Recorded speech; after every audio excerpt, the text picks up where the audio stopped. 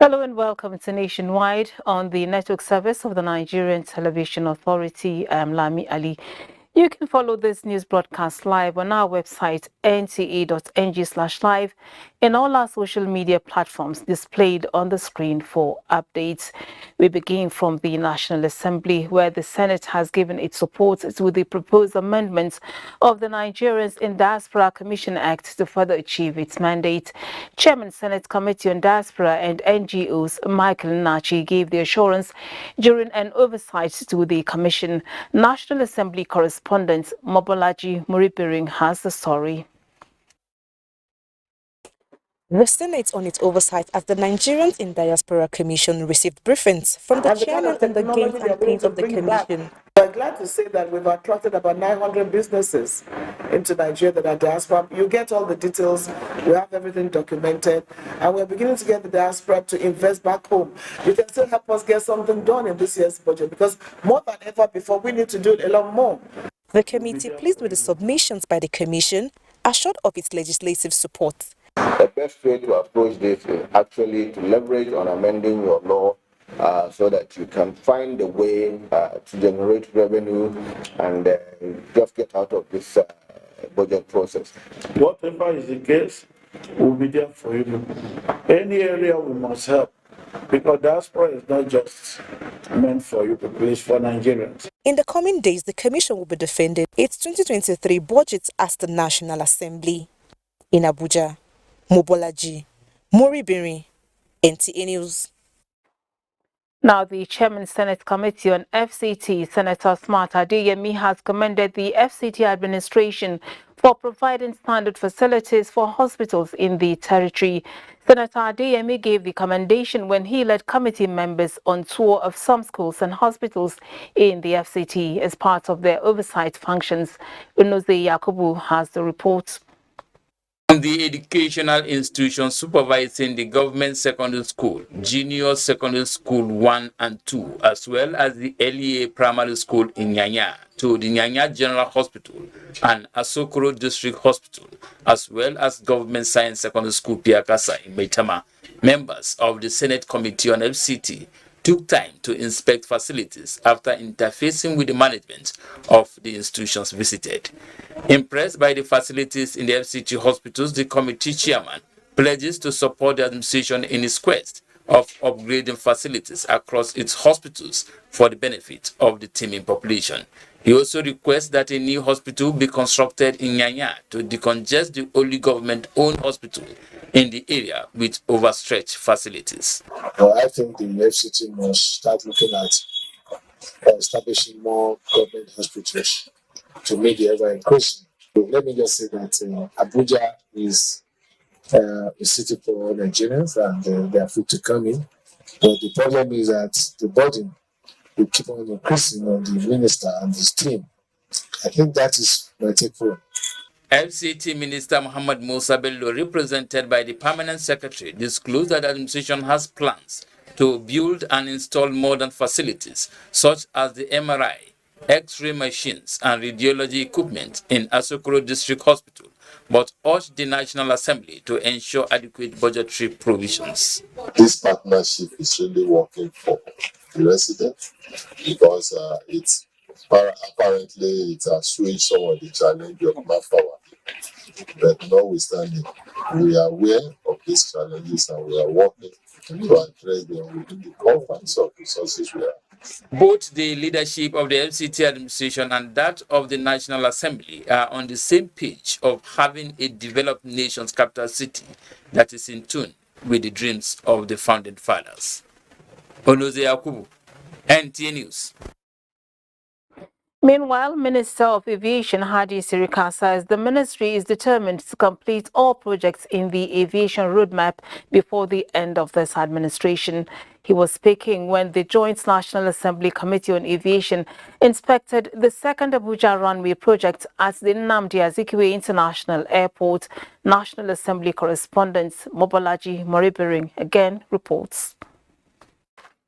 And today, happily, the airport has been completely rebuilt, including the runway, the terminal building, the car park, the apron, the radar, and other works. Those are the highlights of successes recorded in the aviation sector since the beginning of the current administration. To back his submission, the minister took the lawmakers round projects at the Nnamdi Azikiwe International Airport.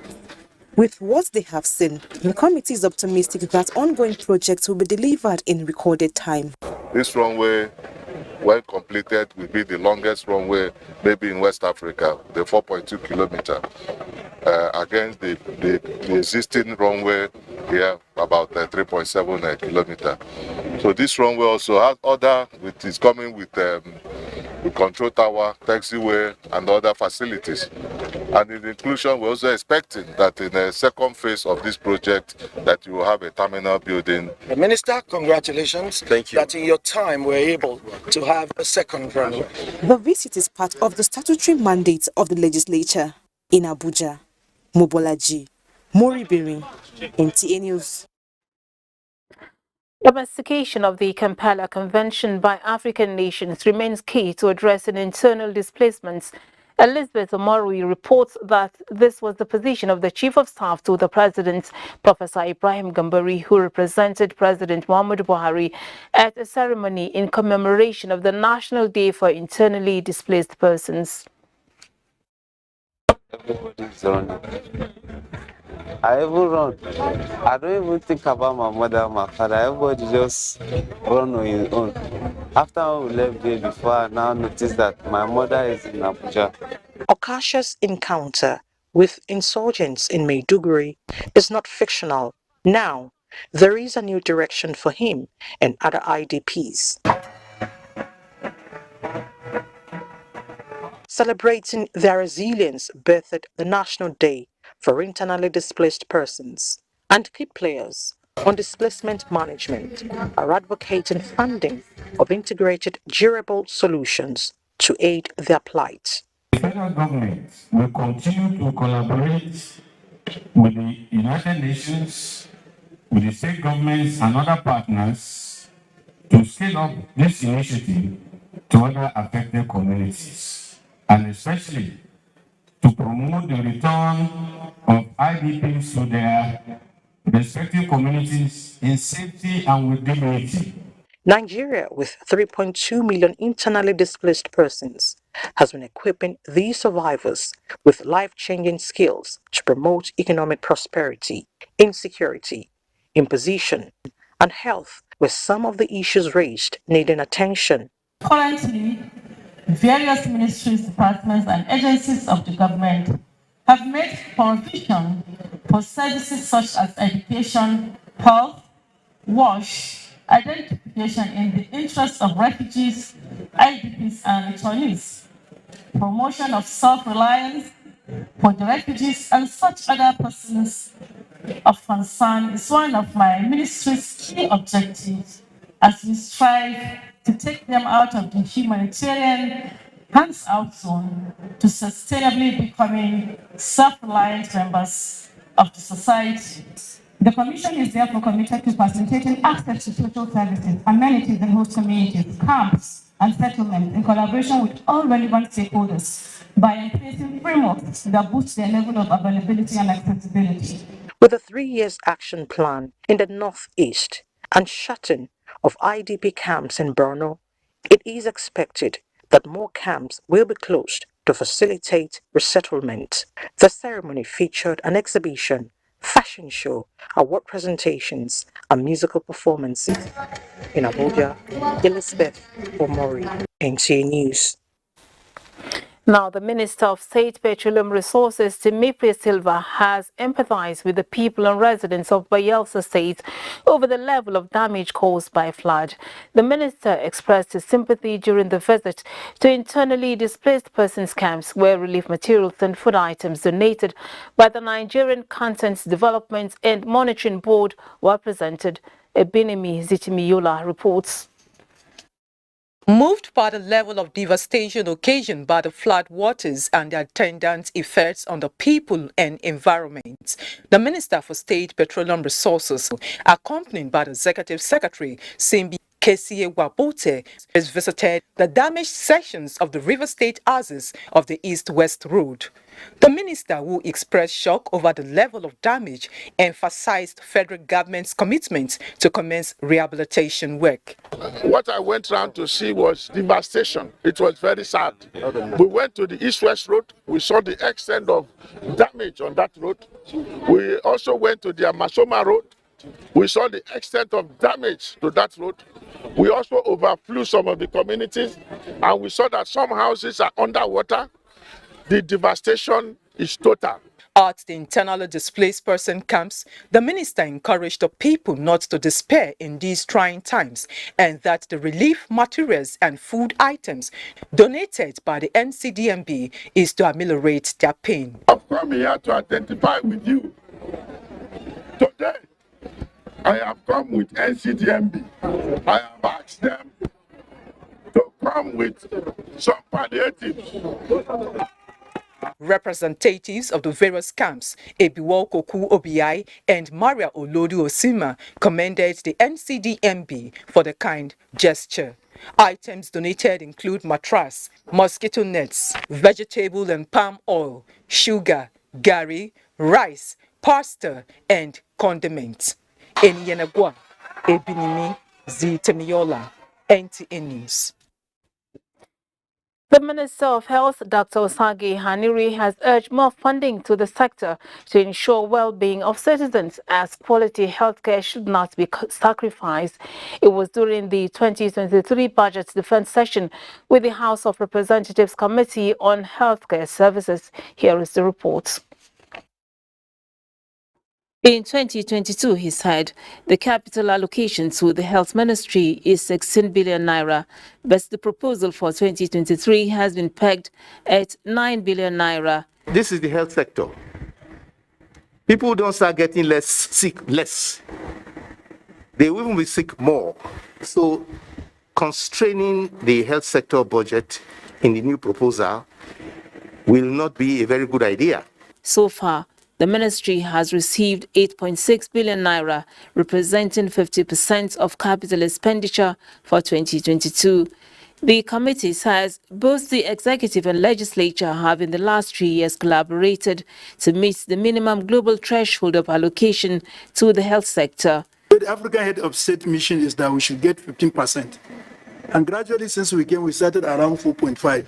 And we are now ending around 8%. We hope that our incoming regime will reach that 15%. Meanwhile, House Committee on Women Affairs has engaged management of the National Center for Women Development on the center's budget performance for 2022 and projections for 2023. Most of our facilities now in the center are functioning, and this is because of your support, the way you supported us in the budget, last year's budget. You are hereby allowed to take a bow and live with your team. The committee also held a public hearing to amend the Violence Against Persons Prohibition Act to further protect widows and women from all forms of abuse or discrimination. From the national. Now, the Nigerian Television Authority says it will not relent on its efforts at promoting improved healthcare and the fight against gender-based violence. Africa's largest television network made this commitment when two relevant organizations, the Nigerian Association of Resident Doctors and the Nigeria Association of Women Journalists, came calling for partnership. Joseph Utsan reports. The wide network coverage of the Nigerian Television Authority has continued to attract advocates of development to it. The latest is the Nigerian Association of Resident Doctors, with a drive to have a window for health talk. There is a deficit of information regarding health to Nigerians. And indeed, that is why most of the time, for some of our citizens who are not well informed, they seek health care in the wrong hands and they end up coming down with complications. Director, Medical Services, NTA, represented the Director General. Between October 10th and 25th, period about 15 days, the UK registered about 91 Nigerian doctors. It's an alarming thing because our health indices are very poor. NTA can push to set this as an agenda. The Nigerian Association of Women Journalists is another agent of women empowerment in press, with a vital role NTA is playing to curb gender-based violence and balance in the society. Inclusion is very, very key, especially as we look forward to the 2023 general election. The media has a role to play in promoting the issue of implementation of the 35% affirmative action. Their host, Director General of NTA, Saliu Abdul Hamid Dembos, while pledging commitment of the station to remain a bridge builder between citizens and government, tasked journalists to do more in curtailing negative impact of fake news. That basically, most of the fake news emerge within the country, and we should not in any way try to pull this country down, because when it happens, none of us will be safe. For the DG, NTA would never drag its feet to support any person or group with good intent for progress of Nigeria and its people. In Abuja, Joseph Utsen, NTA News. Now, the Court of Appeal sitting in Port Harcourt has affirmed Senator Degi Eremeyu as the authentic candidate of the All Progressives Congress APC for the Bayelsa East Senatorial District for the 2023 polls. In a unanimous judgment of the three-man panel of justices read by Justice Ike, the court dismissed the appeal by Sodaguwo Festusumoni, who was the appellant. The panel described the appeal as lacking in merit. The appeal court upheld the decision of the trial court, which found the conduct of the primary election of Bayelsa East Senatorial District as being substantially in compliance with the Electoral Act. With this verdict, Senator Degi Eremeyu, who is the current chairman Senate Committee on Host Communities Producing Oil and Gas, is the APC candidate for Bayelsa East Senatorial District. Now, the Prime Minister of Twin Islands of Antigua and Barbuda in the Caribbean says the Nigerian Television Authority NTA should serve as windows to the Caribbean, accessing information and culture, trade and investment opportunities between both countries. This is as Nigeria continues to grow bilateral ties with the Caribbean. Benny Adams reports. I mean, we have a little bit of Nollywood here in Antigua and Barbuda. But I think it would be good, perhaps, if we could get maybe a news channel from Nigeria on our television, because again we are only seeing what some media of the West from the West portrayed to us. In furtherance to this request, the Antigua and Barbuda Prime Minister Gaston Brown received the last two editions of NTA TV Guide with a request that both countries share TV content in celebration of the African heritage, business and investment. And I believe certainly that Africa, especially Nigeria, represents a significant opportunity for the Caribbean.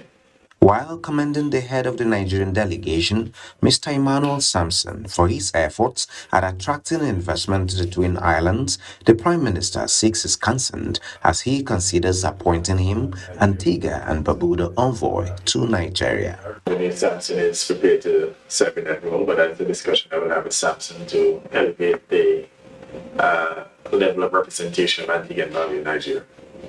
On this flight, we have people from Cameroon, Ghana, so many countries. Barbados, Jamaica, they have more than 30 people to Jamaica. They are connecting tomorrow.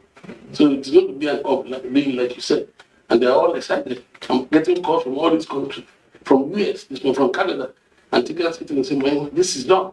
Emmanuel Sampson is a Nigerian and the President, Nigeria, Antigua and Barbuda Chamber of Commerce. From the Twin Islands of Antigua and Barbuda, I am Benny Adams, NTA News. Still on diplomatic matters, Mexico has agreed to work with Nigeria in the area of agricultural produce inspection with a view to addressing the issues of rejection. This is coming as the two countries fine-tune arrangements to sign an agreement on the exportation of hibiscus from Nigeria. Musa Baba Aliu files in this report from Mexico City. This is the Nacional de Referencia Fitosanitaria in Mexico. The center operates just like the Nigeria Agricultural Quarantine Service. It investigates and ascertains the quality of agricultural produce either going out or coming into the country. The delegation from Nigeria visited the center and they were acquainted with the procedures of inspecting farm produce. The idea is to ensure that pests and diseases are not transferred from one location to another. For instance, this room has the collection of pests detected in the country and how it was managed. Apart from the use of laboratories for disease detection, dogs are also trained on how to inspect fruits and other produce coming into the country through air and sea ports. This depicts how serious agricultural quarantine is to Mexico.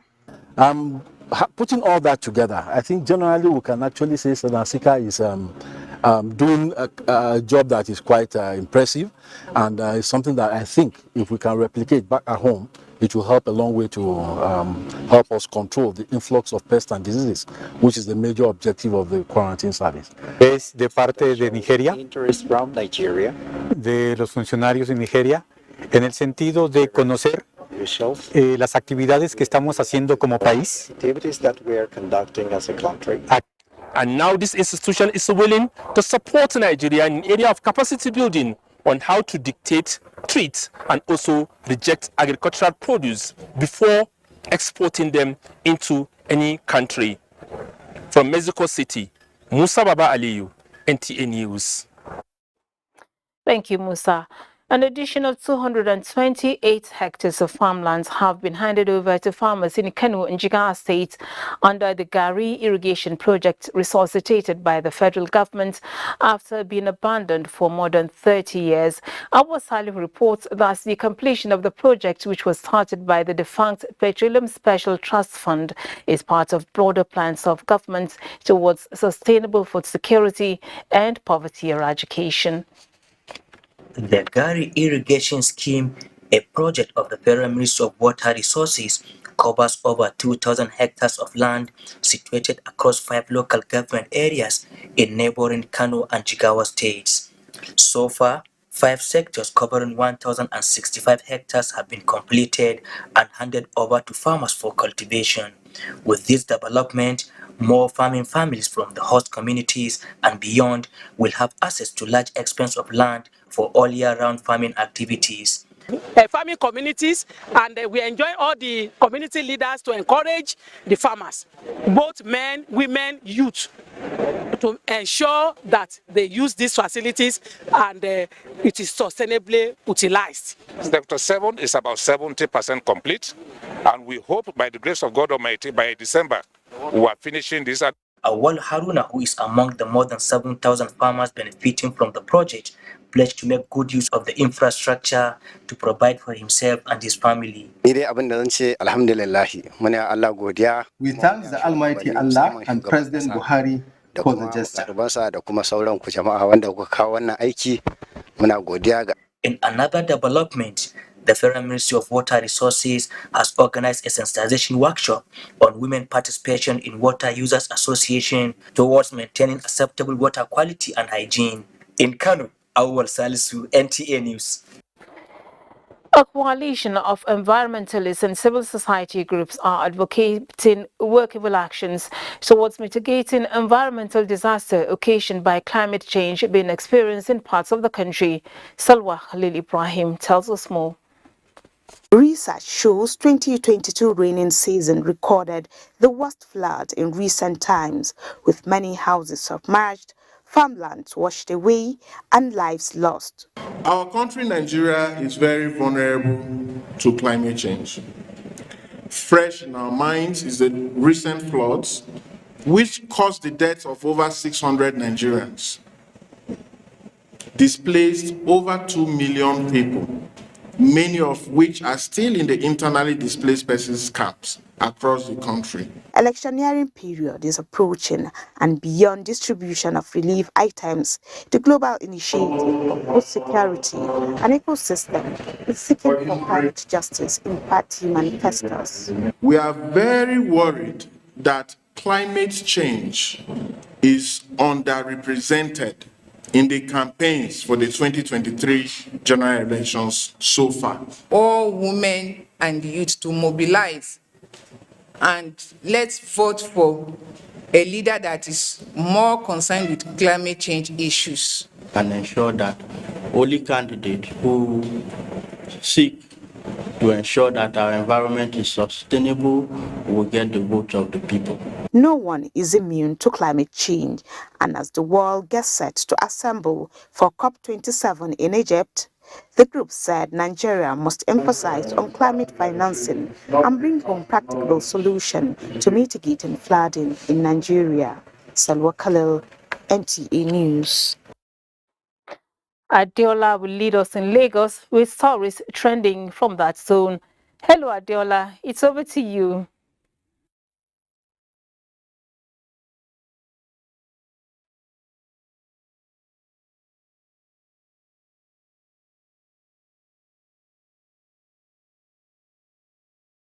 Thank you and welcome to Lagos. The Federal Operations Unit Zone A of the Nigeria Customs Service says it has increased border awareness and heightened surveillance within its area of responsibility to nip in the bud unwholesome importations that could pose security risks to the forthcoming general elections. The acting controller of the zone, Hussein Ejibunu, stated this while showcasing seizure for the month of October, in which the interception of more than 3,000 pieces of cutlasses is generating serious concern. Michael Olaleye has details. It was one of the usual patrol of the Federal Operations Unit Zone A, with searchlights deliberately beamed on intercepting smuggled bags of rice. The customs said the discovery of a deserted hut at Ojodon in a D-Roko area of Ogun State gave glimpse of hope of nailing targets, only for these 3,116 pieces of cutlasses to be seen. The country of origin is still unclear, but there are inscriptions on the cartons indicating made in Ghana. Why this consignment is a source of worry for the customs is simply because of the timing and manner of concealment. This is apart from lacking the required end-user certificate from the Office of the National Security Advisor, mandatory for such sophisticated imports. This is election period now, and we need to fortify the nation. We need to ensure that items that could be of dangerous circumstance is not being brought in. The initial quest for smuggled bags of rice paid off, with the entire seizure in the month of October equivalent of 12 trailers. But a scenario that played out somewhere in Oyo State in the course of seizing 500 bags of smuggled rice is still baffling the Federal Operations Unit Zone A. Federal government say no to it on the paper and everything that is not. Look at the time. You traditional ruler leave your traditional stew to come and beg for contraband. Within the month of October, 15 containers were seized by the zone for various infractions, in which only 3 were examined, while further actions on the remaining 12 were stalled by the failure of the importers and agents to show up. Apart from recording seizures with duty-paid value of more than 670 million naira, 11 suspects were arrested within the month under review. In Lagos, Michael Olaleye, NTA News. As the fight for poverty eradication the world over rages on, governments, public and private sectors are championing the cause to ensure that people live better lives. Annie Daniels in this report takes a look at the possibility of eradicating poverty and promoting dignity among the populace. supports the commitments of the international community to end poverty, protect the planet, and ensure that all people everywhere enjoy peace and prosperity. The current reality shows that 1.3 billion people still live in multidimensional poverty. So we need to see what we can do to rein in on inflation, both from the point of view of the monetization of fiscal deficits and from the point of view of energy costs and from the point of view of the foreign exchange situation. Nigeria remains resolute to this fight as government continues to initiate various policies and programs like the National Poverty Eradication Program introduced in 2001, school feeding programs, trader money, credit facilities by the central bank, and many others as measures in addressing poverty. I mean, in the 2000s, we created a telecommunication sector that has now accounted for about 18.44% of the GDP.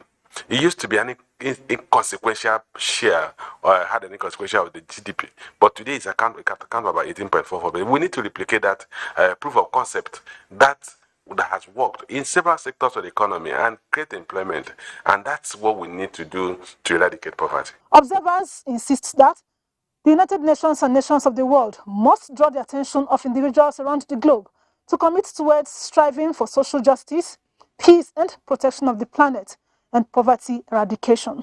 In Lagos, Annie Daniels, NTA News. And those are the stories from the City of Excellence. Benin City is where we will go next, and Agatha Egwarojo is standing by. But remember that you can follow this news broadcast live on our website at nta.ng/live and on our other verified social media handles displayed on the screen for updates. To stay with us, we'll be right back. Television Authority NTA, in collaboration with Havel Corporate Concept, presents Beyond the Debate, a series for all the 18 presidential candidates in the 2023 general elections to present their manifestos and visions to the Nigerian public as a social contract.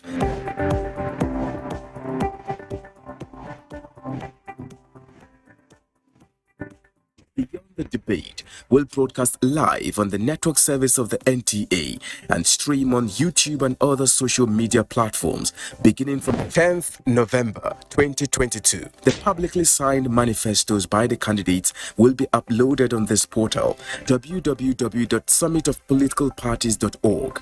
For further inquiries, please contact Dr. Badanga 08033173488, Howard 08033121022.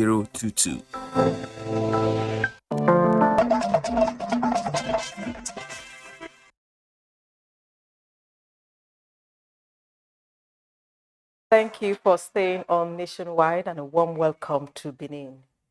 Edo State government is to unravel the cause of death of 10 persons whose corpses were discovered along Ibilu-Lagbese Road in Akoko Edo local government area of the state. Commissioner for Communications and Orientation, Chris Nehikari, briefed journalists after the weekly meeting of the State Executive Council. Elizabeth Somoko has the report. It would be recalled that 10 unidentified corpses were discovered on Tuesday along a bush path in the community. Describing the incident as sad, the government says it has ordered autopsy be carried out on the corpses to unravel circumstances surrounding the mysterious deaths. Police should investigate to find out who they are, how they got there, and what happened. That will find bodies of 10 young men. I think there was no sign of trauma or anything to determine how these men were killed or how they died. It was a very sad day, and Edo State government is not happy about this situation. The state government commended the collaboration between the vigilante group, local hunters, and the police, which led to the discovery of the corpses. The government urged Edo people to give maximum support to the vigilantes in their localities. In Benin, Elizabeth Omoko, NTA News. Concerned about the dangers of fake and substandard products The federal government is stepping up campaign in Edo and other states in the south part of the country to key into its standardization program to deliver quality products for Nigerians. The initiative is a strategy of the Standard Organization of Nigeria in alignment with the Industrial Revolution policy of President Muhammadu Buhari. Obayotoba Prisai in this special report takes a look at this initiative. Recent data from the National Bureau of Statistics indicates that the contribution of the industrial sector to the nation's GDP dropped from 21.36% to 20.56%. The federal government seeks to remedy this downturn. A key part of its strategy to catapult the nation's industrial growth is the sensitization of small and medium-scale manufacturers on the need for standardization. If we do not allow only standard products to be sold in the Nigerian market, it means that substandard products can cause a lot of harm to people, can cause a lot of accidents. Talk about electrical products. If we don't have the right standard electrical product in the market, that's why I hear about fire in buildings. These key players are grateful to the federal government's support for SMEs by creating a platform where multiple manufacturers can have joint standard registration. They're providing shared facilities where they can access power, equipment, and those things that are very expensive for individual small order processors or small businesses to cater for. By so doing, that standards we're talking about can be easily monitored. Now, the meeting of these key players will provide information to those who had known that some of the challenges they have perceived perhaps would not be as cumbersome as they thought it was. Nigeria is one of the nations that have signed the African Continental Free Trade Area.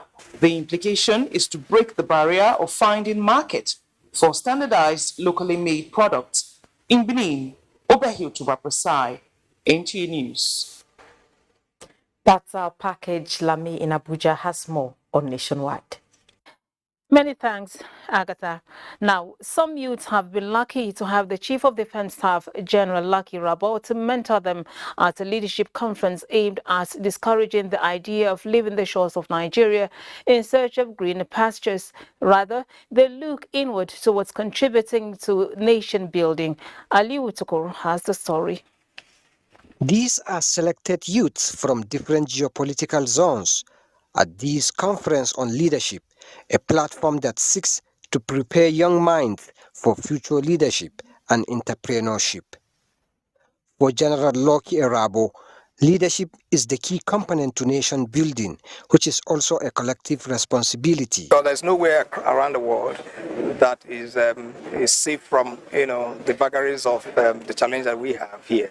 It's also common to the global environment. So I think that for the youth, it's for them to have that understanding. That's part of what we try to share right in there. That it is for us. What we have here is for us to develop, is for us to dominate, to be able to live up to our dreams. We need leaders with a high level of industry. We need leaders with high level of vision, innovation, people who can go the extra mile to create value. We need value creators. The organizers of the annual event stress that it is important for youth to stay back and build the nation by harnessing the abundant resources. Aliu Tukur, NTA News. The Nigerian military is enhancing empowerment package and welfare of officers and soldiers across formations in the country. Chief of Army Staff Lieutenant General Farouk Yahya has said this as the graduation ceremony for undergraduate trainees project in Abuja. Defense correspondent Ismail Musa has details. These are 234 undergraduates from different barracks in Abuja, successful product of the first stream of the Nigerian Army Officers' Wives Association NAOA Youth Development Project. The program at the NAOA Institute of Management and Technology comprises of an intensive information communication technology skills acquisition and entrepreneurial training. It is heartwarming that the Nahua Youth Development Project is yielding positive results, as these trainees will be going back to their respective schools with added knowledge that would have significant impact in their educational pursuits and career development. You have reduced drastically youth restiveness, since the skills acquired will enable them gain employment with some startup businesses emerging. The gesture that Chief of Army Staff noted will boost troops' morale in the front line. I want to assure you resources will be provided, will be supported. Any initiative that will empower and train and educate our youth in the barrack will be supported. So bring as many as you can. Several laptop computers and cash gifts were distributed to participants. This system will serve as an opportunity for me to improve myself, because I can install more operating systems like the Linux, which can help me in cybersecurity as a profession. Now we're enjoying the graduates to be focused and self-employed. In Abuja, Ismail Musa, NTA News. Ebonyi State Governor Chief David Umahi has expressed readiness to mobilize the Ebonyi youths to enroll and take advantage of the ongoing recruitment into the Nigerian Army. Ijoma Peter reports.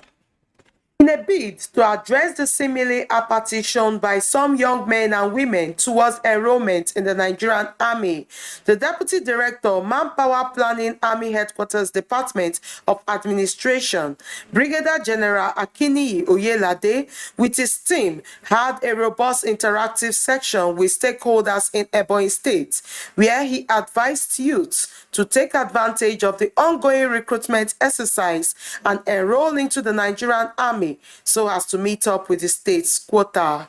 When you want to serve in the army, you want to serve in the armed forces, particularly the army, you expect that you are able, you are fit medically and psychologically. This movement that we are doing this time is for all placement and non-placement.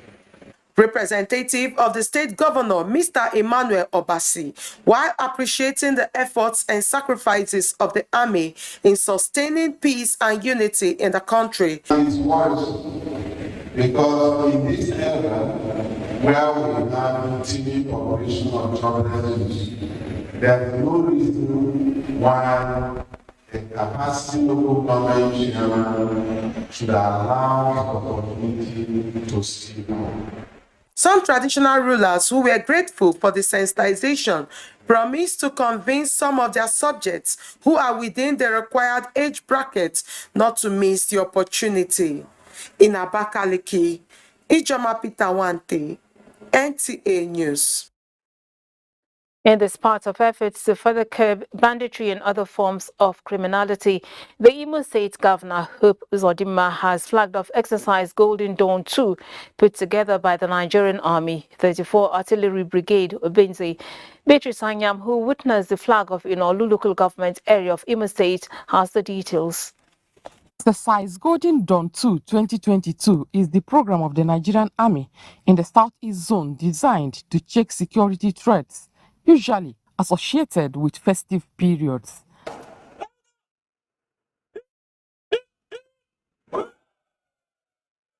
Governor Hope Uzodinma expresses the hope that the exercise will increase the success story so far recorded in the war against insecurity in the state and the Southeast in general.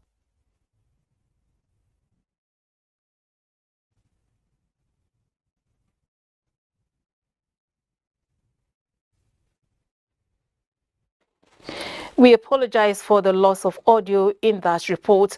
We now move to Maiduguri to join Abubakar for stories trending from that end. It's over to you, Abubakar.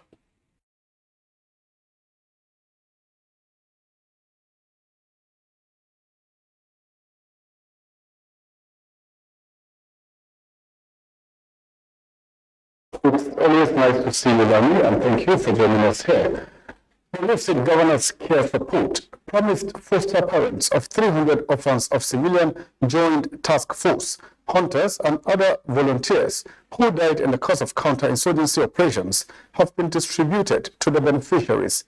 Director General, State Emergency Management Agency, SEMA, Yabo Kulu, who distributed the items on behalf of Governor Babagana Umar Zulum, pledged government's commitment in providing humanitarian services to displaced persons, orphans, and less privileged members of the society. Here are more details of the story. To the beneficiaries, Yaba Okolo said the benevolence is in line with the fulfillment of assistance given to the families of the fallen heroes by the state governor, Professor Babagana Umara, where he also provided scholarships to the children of the deceased volunteers, describing the development as a clear indication that the state governor is a pragmatic leader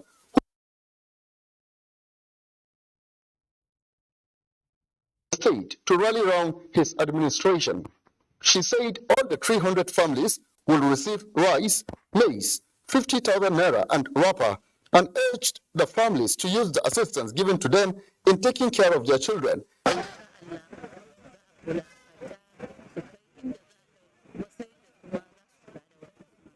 Special advisor to Governor of the deceased family went to the individuals to complement the effort of the state governor in providing humanitarian support to the families of the CJTF, hunters, and vigilantes. On behalf of the beneficiaries, Zara Muhammad thanked the state governor for his concern towards their plight, saying her husband died 3 years ago at the battlefield, leaving her with 3 children, and prayed God to reward the state governor. It could be recalled that Governor Zulum last Tuesday officially flagged off the care support for selected 300 foster parents of late counterinsurgency volunteers, hunters, and vigilantes at the government house, where he directed the DG SEMA to immediately provide the items to the beneficiaries.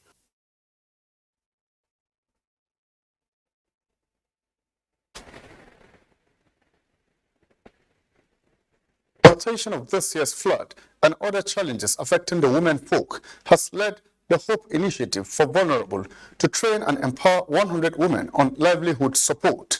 The grassroots initiative, a humanitarian outreach of the Commissioner for Women Affairs and Social Development, is part of constituency projects executed in Kwayakosa local government to enhance quality of lives of the people. Pauline Kujivana will now bring us more details. Rural women, the backbone of family and community life, are the first line of support when it comes to grassroots livelihood and development. This, therefore, formed the basis for the training and graduation of 100 women and youth at the Skill Acquisition Center established by Hope Initiative, a pet project of the Commissioner of Women Affairs, Zue Ragambo, in Kwayakosa local government area. I was trained and given knitting machine, and I will use it to support my family.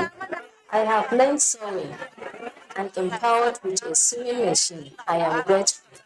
The initiative's poverty alleviation support was also extended to flood victims whose farms and homes were affected, while disabled persons received wheelchairs. I was working without wheelchair until now, and I appreciate the gesture. The commissioner, who was fulfilled by her good deeds, pledged to sustain commitment to the plight of the people. We did this to support the community.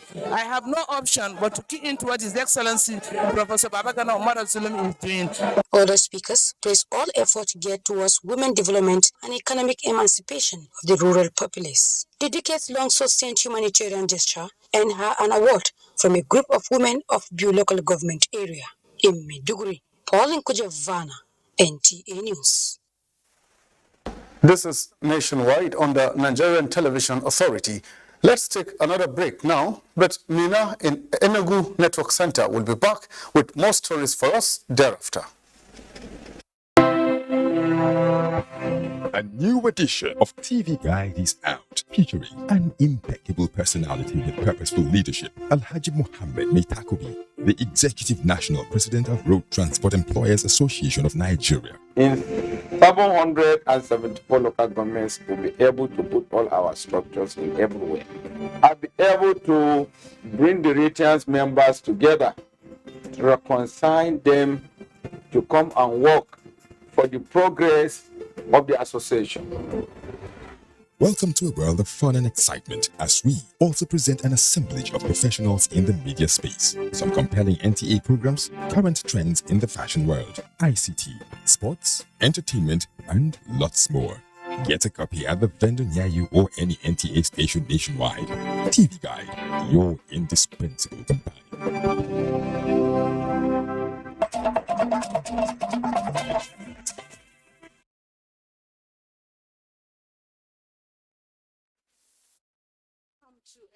Education plays a vital role in the development of any nation.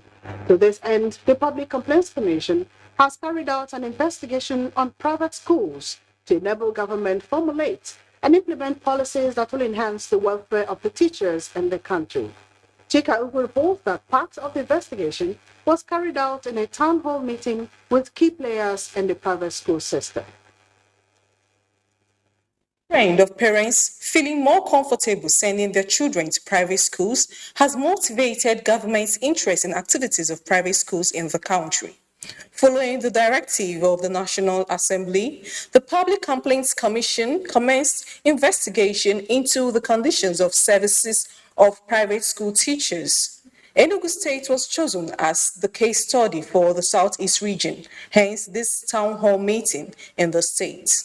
The idea is to interact with key players in private school system to articulate ideas and formulate opinions that will be forwarded to government for policies that would enhance optimal performance of the school. It's an opportunity for government to know what to take in private school, particularly as it relates to teachers, and make immediate steps.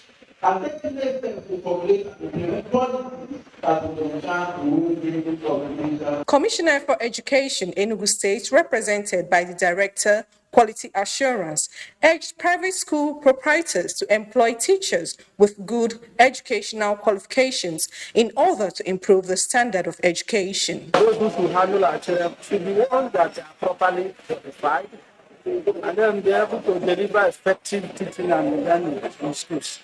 It was indeed an interactive session which afforded private school teachers and proprietors the opportunity to share their experience.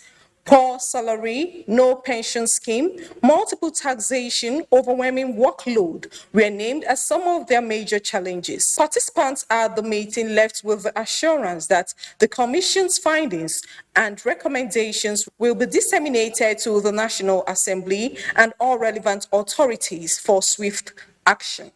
In Enugu, Chika Ugu, NTA News. And that's a bit from here. The news continues with Lame in Abuja. Thank you, Mina. That's it on Nationwide for today. We thank you for watching. Join us at 7 and 9 for more stories. Have a blessed weekend.